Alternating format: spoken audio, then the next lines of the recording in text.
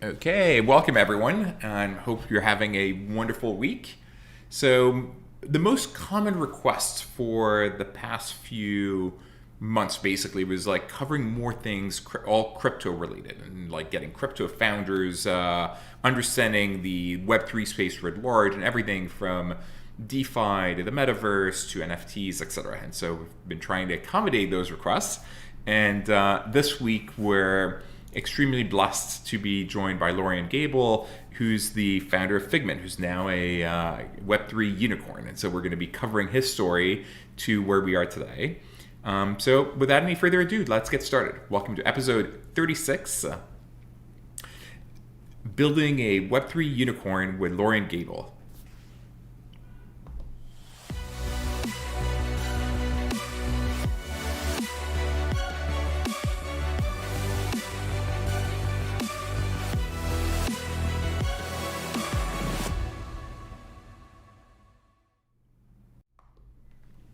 So Lorien, thank you for joining us. Glad to be here. Really looking forward to it. I know it's funny. We've known each other for so long, right? Like, and you've had like such a tumultuous journey with the ups and the downs, etc. Uh, Yeah, whenever I talk history, I always take a deep sigh because it starts to be decades. So when you start to know people for decades and you're still an adult, it gets to be a little bit scary. yeah, it's So actually annoying. Like, I used to be the youngest at everything I did, and now I'm the oldest. And like, I think in Web3, you and I are probably on the older side of the people we hang out with. we started our first company before there was a browser, which is painful to say, really. So, But so why don't we start with just a little bit of your background and like what led you down the path of entrepreneurship, and then we'll get to where we are today. yeah, well, that could be, you can take that a couple different ways. That could be a psychological upbringing question, or perhaps a question about luck or timing. A little bit above, a little bit of both. But I was, I think, I have a theory of the entrepreneur, which is, about an inch deep and a mile wide. That you have to be an anti-institutionalist to some extent. In other words, you have to be skeptical, not cynical, but skeptical. There's a difference. And so I was raised by good hippies who disbelieved everything, and that can take you down the wrong path. You can become, believe in a lot of conspiracy theories and stuff, or it can lead you to question sort of the common narrative in the world and want to see if there's an alternative path, if only just to piss someone else off. So I think being raised that way, myself and my younger brother, we sort of always were kind of questioning the status quo, from very small ways to much larger ways, and that kind of led us to me dropping out of law school and him dropping out of high school and starting our first company. But wait, you still decided to go to law school? I mean, that's still like going down the Yeah, traditional beaten path. no, it's true, and I didn't actually drop out. I actually did finish, but I quit my first law job within a few weeks. So that was my version of rebellious. And you Wasn't quit quite it the because step you that realized it wasn't for you, or because there's an amazing opportunity, or Yeah, a bit of a both. When you looked at when I looked at the senior partners, it didn't seem like life was going to get any better. Basically, I was going to be doing the same thing at the same desk with as many long hours, and that didn't seem like a very good way to scale. So there was part of that, and then my younger brother and my CTO and in all our companies, who is high school dropout tech genius, had thought this thing called the internet was going to be pretty cool. I could barely turn on a computer at the time, but he was his business was growing really rapidly, and said, I actually don't know anything about business. I'm just busy racking modems. Do you remember what those are? oh, I do. Um, Right. Lots of beeping, and except when you have thousands of them, trying to find copper in old office towers in Toronto. But yeah, so it was really a combination of like, ooh, the future doesn't look too bright, and this seems cool. My younger brother's much smarter than me, so I thought if he thinks it's a good idea, then we should do that. And actually, it's funny, just when you talk about I had mentioned timing a little bit, but our first idea was for to go to companies and put their catalogs. Many people won't know what a catalog, but most companies, if they didn't sell at the store, they had like these big catalogs they would send you, and you would like order on the phone, and like 3 weeks later a package might show up. And we were like, you should put these things on this thing called the internet. And we thought it was great. We went to all like the department stores, and they all looked at us like we were like on crack, basically. Like, what are you talking about? Why would we want to do that? But we need email. Can you do email? And looked at each other and said, I think we can do email. So that was kind of the genesis. So a little bit early. And what year are we talking about here? 1991, 92, wow. Basically. So like, pre-browser. Really. And were you building BBSs before then? Like with people dialing into modems? I wasn't, but Matt again was sort of in the basement. We were hoping not working on bombs, instead, playing with computers and Cisco routers before there were Cisco routers, etc. So that's what we were doing. And I was outside, yes, doing things I shouldn't be doing, and so. But if you combine those together, that's how. A few things actually interesting to note. Like if I look at like some of the most successful entrepreneurs, they're former lawyers who dropped out, right? Like Peter Thiel, I think Reid Hoffman, and many others. Are like they actually went to law school, sometimes even practiced for a while. I think Peter Thiel says the best thing that ever happened to him was actually being denied a Supreme Court clerkship, because that would have probably sent him down the wrong path. I don't know. I think having Peter Thiel on the Supreme Court would be good for the rest of us. Or it would certainly be fun. It would be interesting. But yeah. Yeah. It's interesting. Our origin stories are also pretty similar. Like I did McKinsey. I knew I didn't want to be at McKinsey. It was like business school, except they pay you. And I used to build BBSs until '92, and then when I was at college, I was like mostly spending my time like playing with like Usenet and IRC and like the pre-internet, pre-Mosaic. Yeah, I was sort of poo-pooing law, but actually those professions that have decades and sometimes hundreds of years of frameworks that have actually survived. So the opposite of being like anti-institutionalist is kind of recognizing the Lindy effect too. So there are some reasons, the common law has been around for X hundred number of years, and there are some interesting frameworks that you can apply. So it's you don't want to throw the whole thing away, and certainly law school and a little bit of law practice certainly has helped out in some ways. So you don't throw everything out. Of course. So you started in the early 90s, you're building a catalog, you bring them online. What happens next? So, we kind of grow that company literally out of our garage to a couple hundred employees, sell it in the mid-90s to a U.S. telecom or a U.S. telecom wannabe startup, which subsequently blew up in 2001, years after we had gone, and then took a little bit of time off, and then we started a data center and hosting company, also based in Toronto, which was right around the time when Exodus and those companies were starting to scale, and there was a massive demand for this was sort of just pre-cloud, right, when people had to run their own servers to run an e-commerce service. So, similar to Internet 1.0 or the first version, started right there, and that company was acquired by AT&T Canada.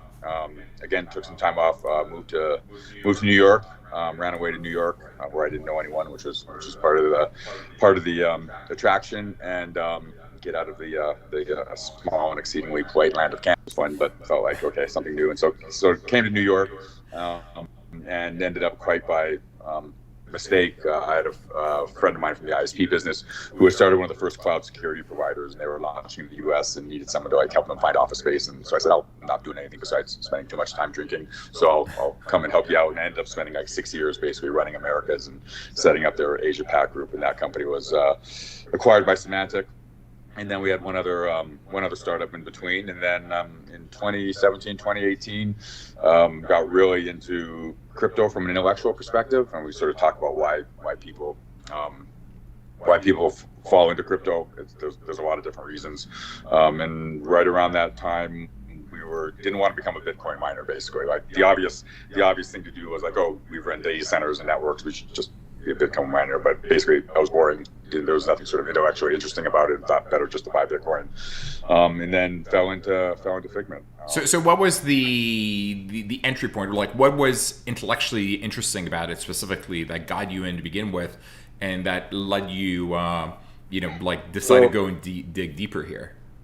Yeah. So this is a tricky question. So, it's a fun question. So, people find themselves into this space for a whole host of reasons. And I think, we had a two-pronged interest. One was just at a core sort of hobbyist tinkering technological level, like the cryptography is cool. It solves some like really long-standing CS problems, and that was like really neat. So you could do it. You didn't need anyone's permission. You could just like mining, Raven coin or something in your basement and start playing around with it. So there was just like from a pure technologist perspective, it's like it's pretty neat. You finally have a new paradigm. And then, for me personally, like, I don't know, someone would want to, I had a paranoid friend who like just had a kid and was like, I want to send you some pictures of your kid. And I'm like, okay, why are you calling me up? Just send me the damn pictures. He's like, no. If I send it to you like by Google, they're going to scan the images, and if I put it on Facebook, then they're going to like sell me diapers. And I'm like, oh, yeah, kind of see that. Well, you could set up an FTP server. He's like, what? I'm like, okay, well, that's not going to work. So, it kind of got me thinking about centralization and the over-centralization. Like the original vision of the internet was peer-to-peer and disintermediation. And somewhere in the early 2000s, that changed where we went from peer-to-peer to peer to a few big companies to the other peer.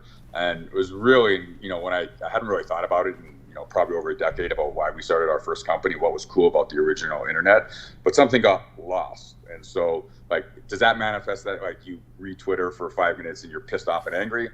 Why is that? Like, what's the algorithm feeding me? Or, your kids reading weird YouTube videos, like, you don't know why was that video served up, and what is Google doing with my data? And they're making billions, and I have, like, literally no idea. To, 2008's the seminal event for how many people got into space, and like, why are the largest, most wealthiest financial institutions in the world who failed getting bailed out? Like, so, when you put those together, you sort of say, wow, there's been a lot of top-down centralization, and I think that there's a lot of negative externalities generated from that, and I don't know if the negative externalities are greater than the positive benefits of the internet, but I think it's getting close. Like, you see it, and it almost doesn't matter. What's wonderful about that is it doesn't matter like where you live, how old you are, what your politics are, right? Everyone can kind of agree that something's wrong with our public internet stack. Something doesn't feel right about it, and I think it's due to, again, top-down centralization. But you don't think that there's some ideas that work better centralized and others decentralized? I mean, like back in 2017, people were pitching me the idea of, we're going to do a decentralized Airbnb and it'll be wonderful because it'll be free. And I'm like, yeah, well, there's a role of the centralizer in terms of like vetting the supply, providing insurance, dealing with payments, etc. And the people that have tried have kind of all failed. So I think there's some ideas where decentralization makes a lot of sense and some where it doesn't. I mean, in finance, I think it's a spectrum. So, I kind of joke, like, we're not anarchists, right? So we're not like, this is, total bottom up,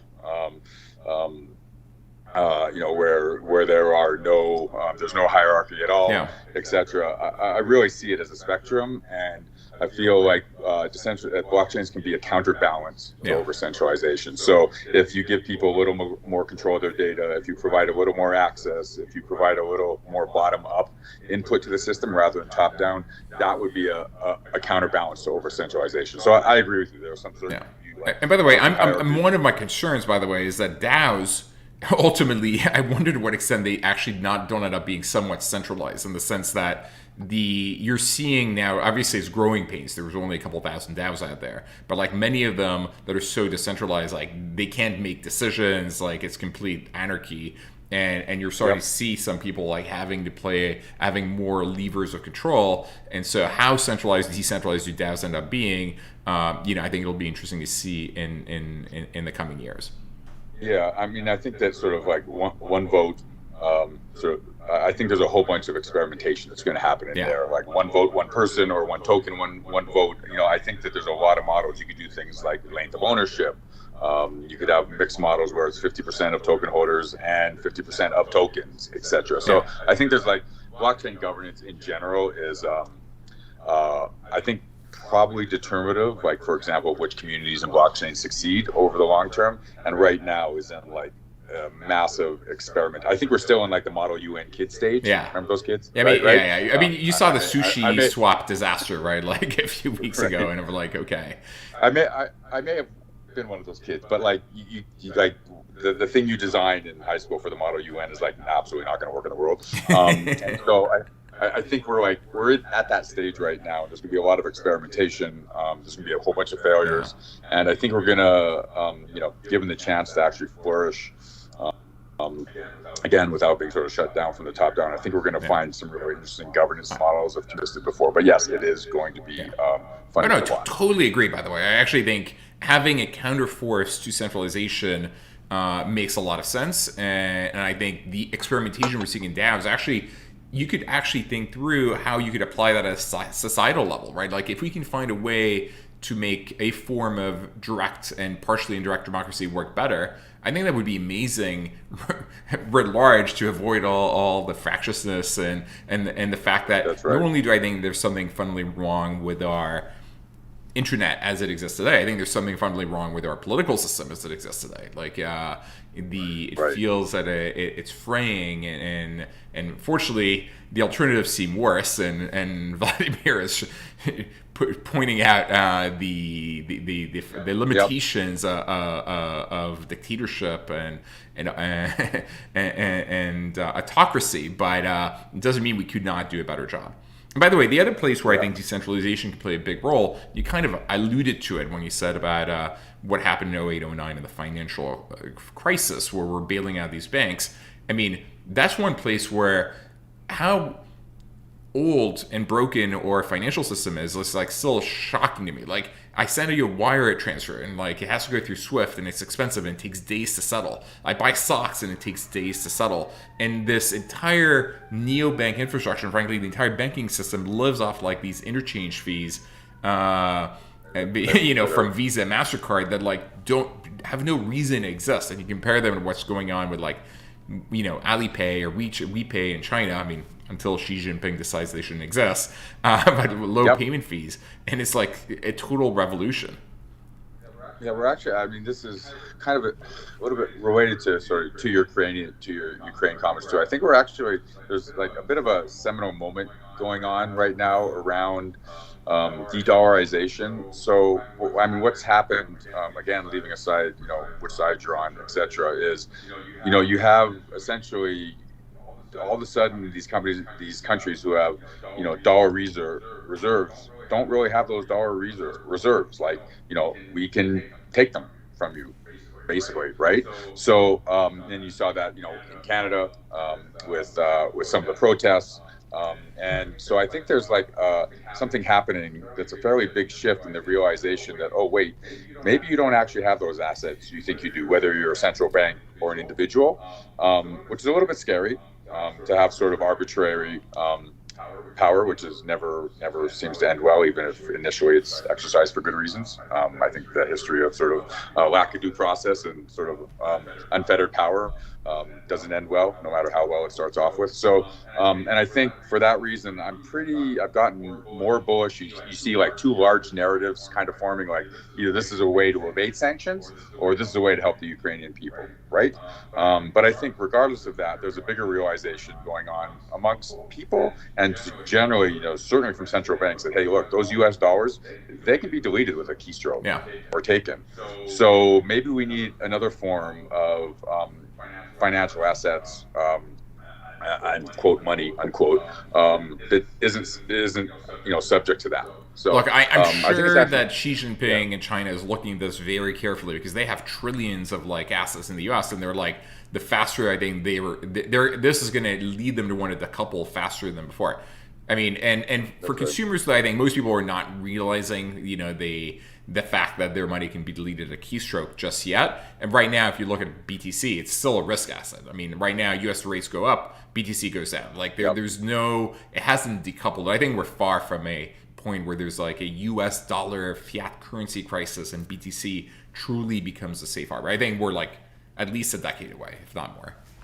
And people have been warning about there's also, and it's not just governments, like this isn't just like a libertarian screed or something, but what you're seeing is almost a marriage between governments and the largest financial organizations, right? And they sort of act together to, I think David Sachs has been talking about this for a while. Really, speaking about it pretty, he had a clarion call that, look, the government and PayPal working together, or the government and Facebook, whether it's developers or your ability to transact, um, uh, there's really nothing you can do Yeah. if you become on the wrong side of the narrative in there. And so you're starting to see that. Anyway, let's go back to the Figment story. Yeah, So more fun you're stuff. like, I don't want to be a Yeah. crypto miner, and it's 2017. Maybe crypto valuations, was super frothy. I think a lot of people started getting interested in that for that reason as well. So what do you decide to do as a result of that? Yeah, so we actually launched in a bit of a winter, which I think in hindsight was pretty positive because it gave us a chance to make a bunch of sort of low effect mistakes early on. There wasn't a whole bunch of like craziness and frenzy. We weren't given a bunch of money. So we didn't want to become Bitcoin miners, and we thought, after 3 companies, it's hard being an entrepreneur. You got to work hard. Maybe we'll just become VCs, like you, and we just sit back and smoke cigars and allocate capital, and you don't really have to work that hard. And so we were like, okay, we'll do a crypto fund. And people were like, no, we're really not interested in giving you any money. You don't know how to manage a fund ever in your life. But hey, you seem to have this platform you've developed, and we had sort of figured out like, okay, if we're going to deploy capital on these networks, we should actually run on the networks, and you can do that. So that would make us better investors. So people weren't actually interested in being an LP, but they were like, hey, this platform you've developed to run on these protocols looks pretty interesting. If you start that into a company, then maybe we'll give you some seed money and support you. So that's, again, had one idea, didn't work, and then sort of pivoted, to use a horrible word, and actually I got sucked into starting another startup, the last one, I swear to God, the last one, and won't drag me back in again. So we took a bet on something called proof of stake. Bitcoin runs on something called proof of work. You've probably heard about it. These massive data centers, a lot of electricity usage. Some people have ESG concerns, etc., around that. And people were looking for a different way to run blockchains before the virtual projectiles come out. This isn't like a negative statement about Bitcoin. I love Bitcoin. I own Bitcoin.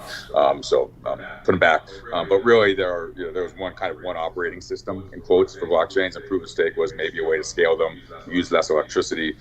And so we thought like, hey, we can do this if it works out. And so we launched on our first blockchain at the end of 2019, and now support 50 plus for institutional clients. Sort of luckily, Ethereum is making the final transition from proof of work to proof of stake sometime this year, plus or minus a year. Ethereum, and so we guessed right on that. And most of the major blockchains that have launched layer 1, layer 2 in the last few years, Solana, Avalanche, Cosmos, Polkadot have been proof of stake based. And so again, to my comment right on, you got to be a little bit lucky, and we could have chosen something else to do, and just sort of, hey, like, this was intellectually interesting and we know how to do it. And luckily they didn't break in year 1, and seemed to be the way to build a blockchain now. So But the company's been like an incredible tear, right? Like, walk us through maybe the last 2 years, like from quasi nothing to like being a unicorn. How much growth has there been, and like, how has that been? Yeah, like? so like the first year and a half, maybe even 2 years, it was a bit of a crypto bear market, i.e. prices weren't skyrocketing, but people were still building. And so it really gave us a chance to actually figure out the product. We use this analogy like hanging around the hoop to try to figure out product market fit and basically saying yes to everything. And so, we would get on kind of any blockchain that wasn't a scam, had a real investors, a plausible startup thesis, founders that seemed competent, or a community that was growing. We're gonna offer staking services on this blockchain, mostly because we're like, let's preserve optionality. We launched this product called Hubble, which is basically a block store for proof of stake blockchains, and then started offering some API services for developers. And really, I guess the startup rule, you should do one thing and do it well. We really didn't. We kind of broke that rule early on, I think, to our benefit. And we did like a lot of things across a lot of blockchains. And only now have started to narrow that focus once we found some product market fit. But really just wanted to play around the hoop.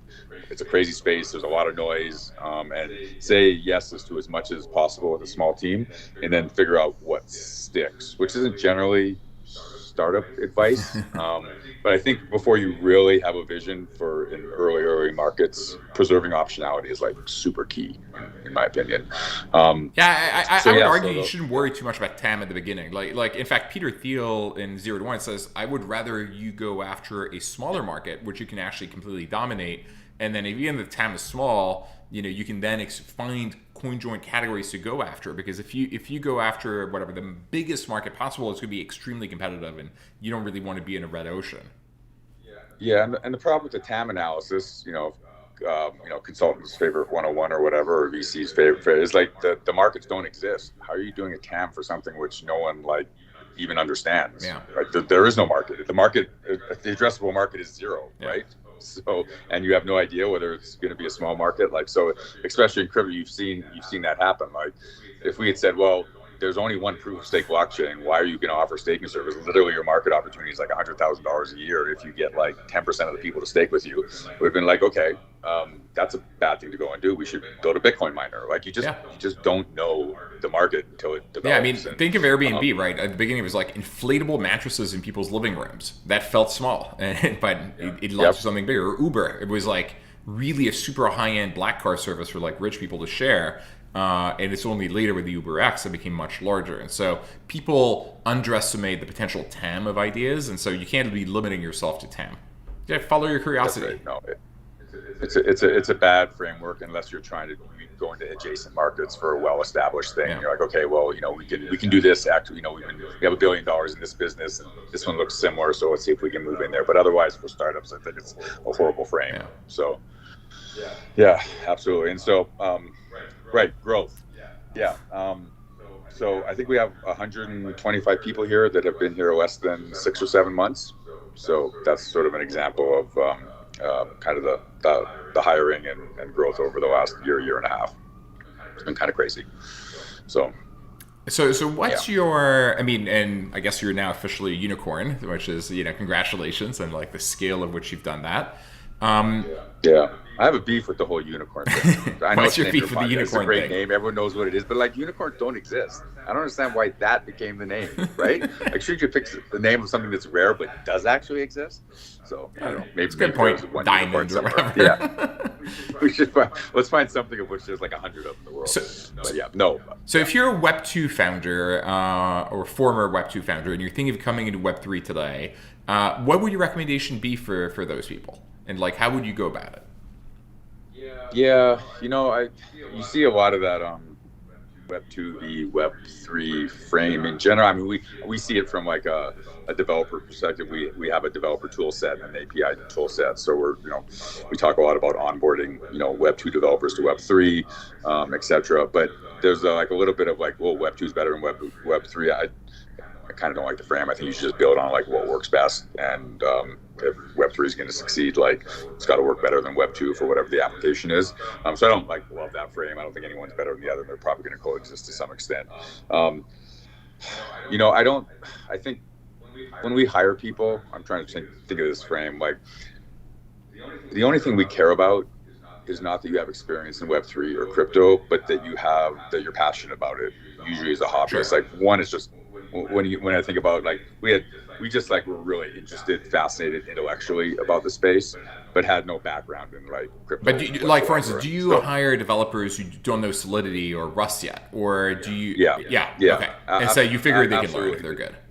That they can learn to write a good developer, a good DevOps engineer. I mean, really, again, the space hasn't been along that long, so it's hard to hire experienced people. But more importantly, I think you just like, do you demonstrate an interest in the area as a hobbyist? Have you tinkered around with it? Do you, something more than just like having bought a couple tokens? Are you intellectually interested in it? Are you passionate about it? Rather than whether you marketed a Web3 company before or built in one of those dev environments. So yeah, it's just, I don't think we'd be able to hire anyone if we use just like crypto experience. Yeah. So I think just like experience in your approach to Web2, it doesn't matter if you're starting a company or it's a little bit different with a DAO and a decentralized community. There are some things that are like particularly different from just building like a centralized company.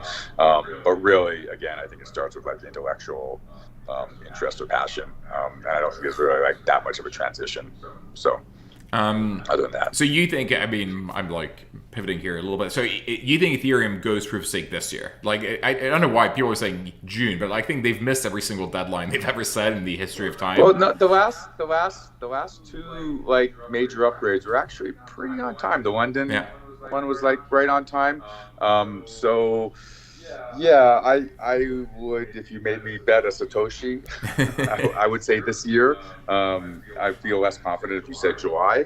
Probably go, slightly over, but yeah, I'm pretty confident. Everything's been moving in that way. Things have worked. People are staking right now on the equivalent of the test net. So yeah, I feel pretty good about that, and it's pretty seminal. It's a big deal. You're building an aircraft while it's flying. In a new type of aircraft that hasn't been around that long. So it is a challenge, and there's no Ethereum CEO, right? Yep. So you are doing this on this massive transition with a fully decentralized community. So it's pretty incredible, slow but incredible. So I mean, kind of reminds us of like a lot of the open source projects and how Linux was built, etc. So again, slow but ultimately incredible as well. Right. Yeah. I was going to go on my protocol rant. Protocols are important, better than platforms, but yeah, they tend to be a little bit slower when you iterate. Absolutely. I was chatting with Chris Larson the other day, and he was like, Bitcoin should really just move to proof of stake. Though I was like, something tells me it's a feature and not a bug. Have you thought? Yeah. I think it is a feature, and again, it's worked for 10 years plus, and it's worked through like huge transitions in mining power, from China on out. The network runs. Bitcoin has found, I think, it's whether it's digital gold or something very different from Ethereum and other blockchains, and I think there's no reason to mess with that right now. It's sort of its slowness, its dinosaur-ishness is an asset, not a liability. It's a feature right now. Yeah, it's a feature, not a bug. Yeah.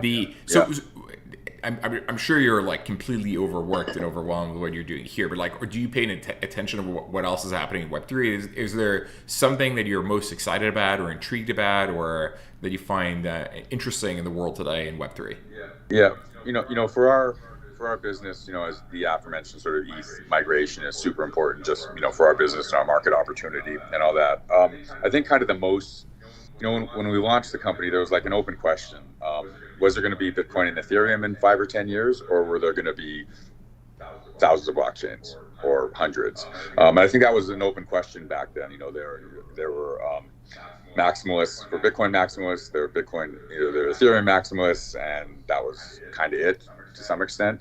And I think, I think if you take this high level frame that really like, it's block space. So block space, the demand for block space, I think is going to be like have an infinite demand. Sure. So think of it like storage, right? Like, I don't know, X number of years you installed X gigabyte drive, and everyone's like, what the hell do you need that drive? You're never going to use that drive, and of course you use all the space. And so as the price of storage went down, more people use it. I think the block space is similar to that. In other words, there is over time going to be an infinite demand, and so you're going to need multiple blockchains. And so I think we're beyond those two blockchains world. I think the open question now is, do we have 10 or do we have 1,000? I think that's still be to be determined. I think I'd be closer to 1,000 than 10. Again, if you sort of maybe call it out. And so what's really interesting and what I think is the fascinating is around interoperability. So there's been a couple ecosystems launched, Cosmos, Tendermint in particular, and Polkadot.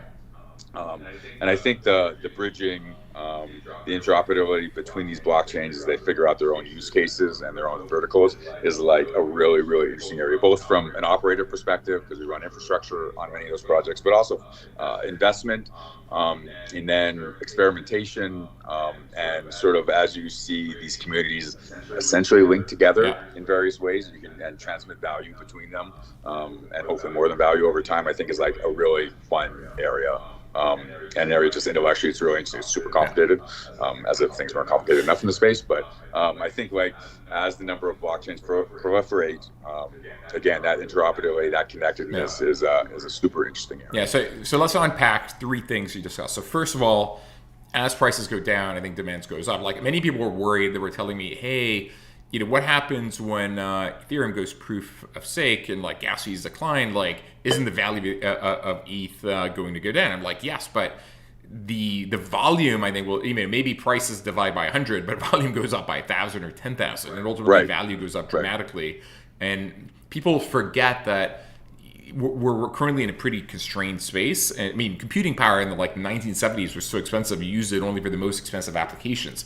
Today, it's basically infinite. Booked an appointment for an hour in the computer lab, and you would not miss it. Exactly. Whereas today, we have like this infinite power. So, we play Fortnite on our smartphones, and we waste it. And same with storage. We can afford to waste it because it's like essentially infinite. So I don't worry at all about the value and created in the category as prices go down. So I think demand essentially is near infinite.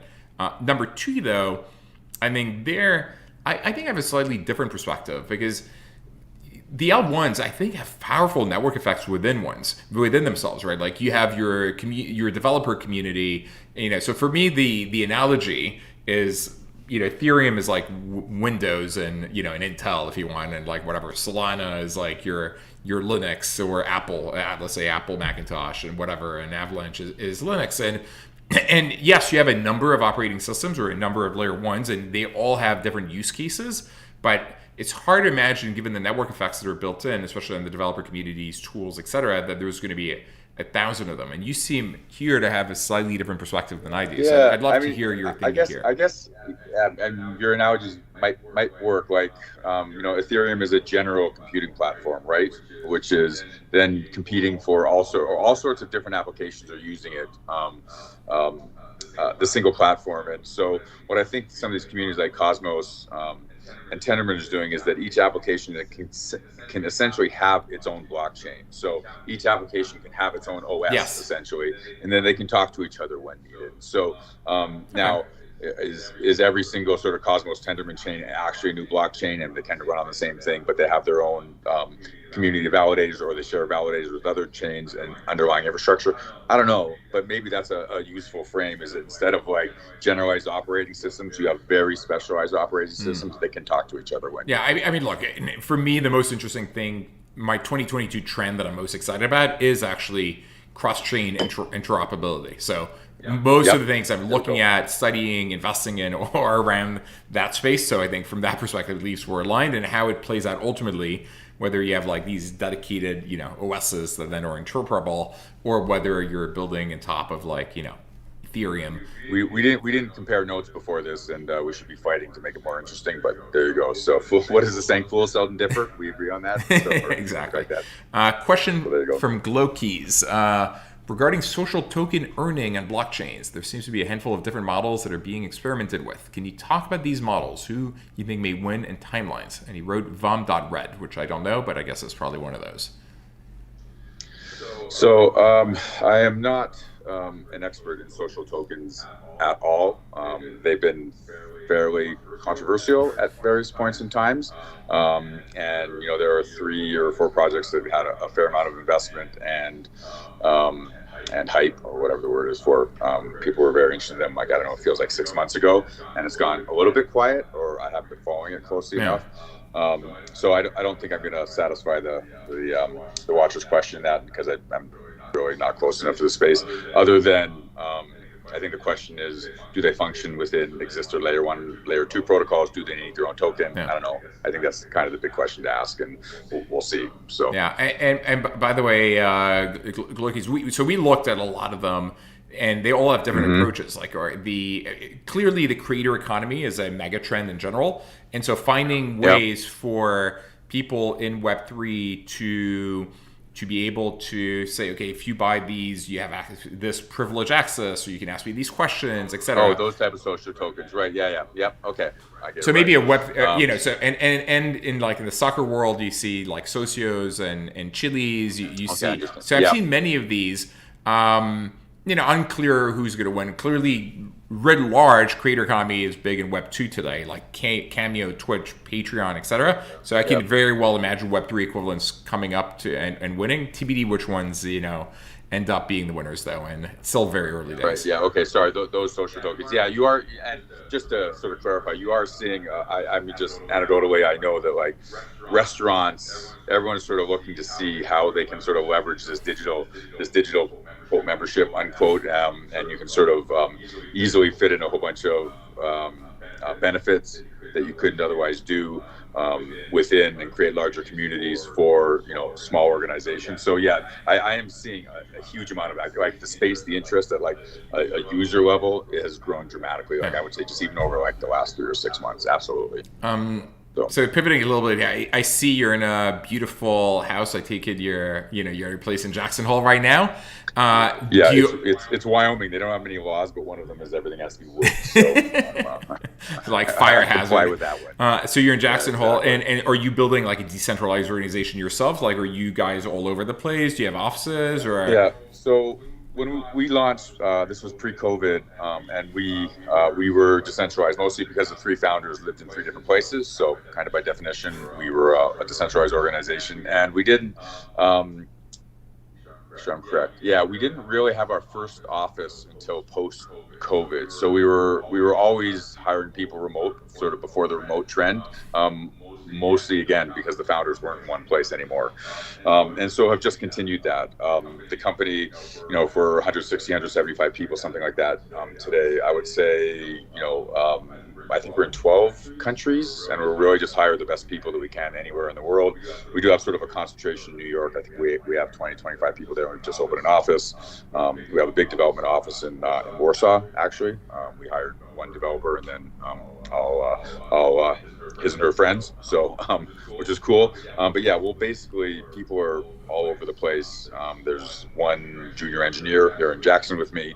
I'm trying to recruit people to move. It's kind of hard to get people to leave the cities, but yeah, we are all over the place, and it is one of the challenges. Established companies who had offices, I think, are going through this, but certainly as we grow, trying to build a culture via Slack, basically, to oversimplify a lot, is certainly something we think about a lot. Don't have the answers other than try to get people face to face as much as possible. So do you do like offsite retreats and things like that? Yeah, all the time. So we do 2 full company retreats every year, and then we really encourage teams to, like, you guys all want to go just work in a Airbnb somewhere nice together, go do that. And really try to get people, do a lot of meet around conferences, because there's a lot of crypto conferences almost every week. So we really try to get people face to face as much as possible. When you have people like 11 countries around the world, it is difficult. It is a unique challenge, and so far we haven't had any churn. Literally haven't had any churn yet, so I should knock on all this wood, because now everyone's going to quit. But so we've been very fortunate, I think, and that's kind of been organic. And I think it's somewhat less a function of like us being like really confident building culture, but more so that most of the people we hired care about Web3. So once you have people that care about the subject matter, that's like half your battle to getting people to show up, right? Like, if people love the subject matter, kind of solved half the problem for motivating people, and then the rest is a lot easier. So we're at that stage where people are joining because they just love Web3, like whatever the reason they're here for. So I think that's been part of the reason, but we're really going to have to focus on it. We do the same, by the way, where we do a retreat in every February and one every July or August. So we did the last one in Revelstoke. We're doing the next one. We did the one before that in Turks and Caicos, and so bring everyone together. How do you choose where to? We try to like pick a geographical spot. Like, if we have people in like Warsaw and Southeast Asia and California, like trying to figure out exactly the right spot is more of a challenge. Well, historically, it's been my houses, right? Like, so where do we have free, massive real estate that can host a lot of people, where we can have an amazing time? And so it used to be only Turks and Caicos. We did Revelstoke, so far I just got the place in Revelstoke. I think the next one we're going to go to Europe. We're thinking of like renting a house in Ibiza in like July and like getting everyone there. But TBD, we haven't found a place yet, so working on it. Oh, yeah, that's well. Maybe I'll just like co-op when adverse take over one of your houses one day. So that'd be good. I mean, some of our portfolio companies, LPs, etc., come and join. You'd be more than welcome to, especially since, I mean, speaking of like interest and following your interests, we are only slightly sub 20% crypto because we can't be more. But like, if you think of Right. like how much of our free time intellectually and personally do we spend thinking about crypto and dealing in crypto, is like the vast majority. It's like definitely over Yeah. 80%. So That it's is a really common interesting. story. We have a board member who, for his day job, when they had first done the investment, I like telling this story. He's like, Lorien, you see this screen behind me with like all these stocks on it? I'm like, yeah, see that screen? He's like, this is my $1 billion portfolio that I actually get paid on, and then your crappy little, X million dollar investment is what I spend 90% of my time on, because crypto's cool, and it means I'm doing a really bad job of my day job, but it's pretty common refrain in the space. So it does suck you in a bit. And what's your life setup? Like, are you full time in Jackson, but then traveling the offices, or do you split your time between Yeah, Jackson and other locations? no, so I'm here. Have a kid in school, so pretty much here during the school year, and then like I said, our biggest office is in New York, so we'll be there a little bit in the spring and fall, and then crypto, just as I mentioned, has so many conferences. Basically, travel based around the crypto conference schedule. Maybe this year try to dial back that a little bit. But yeah, the mountains are a great place to be. I'm a kind of a big homer. I think it's like the best place in the world to be. You have amazing outdoors in winter, summer. You have very low taxes. You have great crypto regulation. Yeah. My friends are sick and tired of hearing me sing. Yeah, we know it's great. Are you Please guys shut up. incorporated in Wyoming? We are not. We are a Canadian corporation, although as we set up our U.S. subsidiaries, it will probably be Wyoming. Wyoming has like extremely friendly crypto Yeah. regulation. It actually has some great DAO. We've just turned one of our developer Learn platform into a DAO called Builder DAO. If you're interested in learning how to build your first smart contract, check it out. But we're starting to experiment even internally at our centralized company into some decentralization and turning this Learn educational platform and handing it over to the developers who have created all the great content. So yeah, it's just again, another reason to be in the great state of Wyoming. So come west, people. It's good. It's a good life. So you're the Keith Rabois. They should You're hire the me. Keith Rabois of Wyoming. Yeah, exactly. Yeah, you and Kanye. So. The one more question from Glow Keys. Let's see. I'm developing a new Web3 app called Spherio with dramatic onboarding implications for Meta and blockchain. What are the immediate benefits today of publishing Spherio as a DApp? If you have a perspective. If not, that's fine. I'd have to learn more Okay. about the DApp. Happy to learn more. Reach out to me. And happy to take a look at it. We have a big research. We have like a 25-person research team, protocol Yeah. team, who looks at new projects continuously. So happy to take a look at it. Sounds You're interesting. going to be in Miami for any of the crypto conferences in April and or the Bahamas at the end of the month? Both. See. So there you go. I both will now. see you there. I I'll be in the Bahamas I one for look sure, forward to it. maybe the Miami one.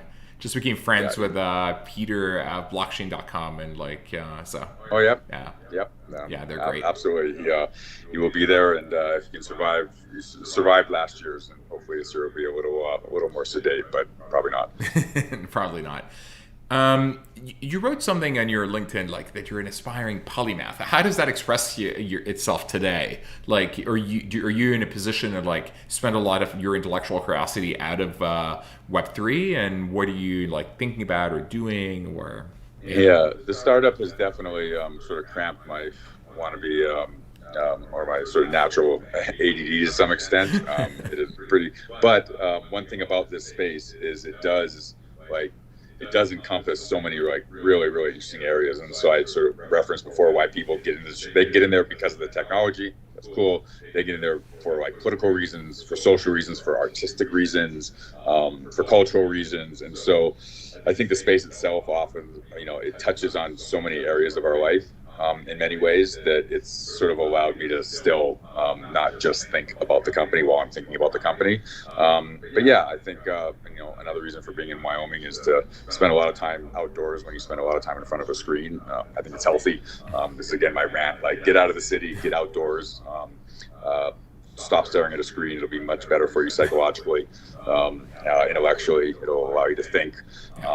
And so, going on, despite being in the business, going on information diets outdoors, I think is probably for the average person, the best thing you could do, both physically and psychologically. So, yeah, I don't know if you have the opportunity, if you've got the flexibility, move to a small place. Yeah, so I actually outdoors. recently read a Guide to the Good Life or some or the Simple Life, and Yep. it's about this guy who basically is like sick and tired of living in London. I mean, that was written like a century ago or 2 centuries ago, and it was like felt so applicable today. Now, of course, he had just been burned out of the city. He felt it was too expensive, and he moves out like in the country, and he's saying he loves it. My solution, by the way, is a little bit different. I think you need both, and so my life setup is like I do a month in New York, and then I'll do a month in Turks, or a month Right. in New York, and then a month in Revelstoke. So if I went to the mountain versus the beach, but in the city, if I'm not in the city for too long, I do miss it, and I do miss the intellectual stimulation, the artistic stimulation, the social stimulation, the ability to host these salons, etc. But if I'm there too long, then I get burnt out, and I need to go to nature where between calls I can go kite surfing or skiing or whatever. This is the centralized and decentralization counterbalance discussion again in the form of urban and rural. And so I would just say I think we need more rural in our lives. So But it's you don't underrated. feel at your point you've gone over too far in the other direction. You don't feel you need a bit more urban. No, I'm like, yeah, I'm pretty happy in the mountains. Yeah, I love visiting New York and LA a few times a year, but I'm pretty satisfied and feel pretty good here. Allows me to focus a lot. So, but again, personal taste a little bit, but try a little rural in your lives. Inject some outdoors and not just like once a week. I know. I think it would benefit us all. I So, totally agree with that. And disconnecting, like yep. like being less with your devices. So I mean, I think we discussed this before we came to the show. Next week, I'm going to be out of pocket the entire week because I'm going to like train for a polar expedition in Antarctica. I'm going to Norway for the training, and so like no cell coverage, you're no really electricity, taking that. just You're being you're taking that camping. the full way. Right, you're taking that all the way there. That's fantastic. Yeah. So you're going to be dragging your tent Oh yeah, across the Antarctica. tent. Well, so that's next January. I'm gonna drag out my tent, my sleeping bag, my food, maybe perhaps most heavy for weeks. But to make sure I don't die when I do that, I'm going to train next week for a week to see if this was the worst idea I've ever had, or actually a means of injecting a little bit of like I connection to I nature. will.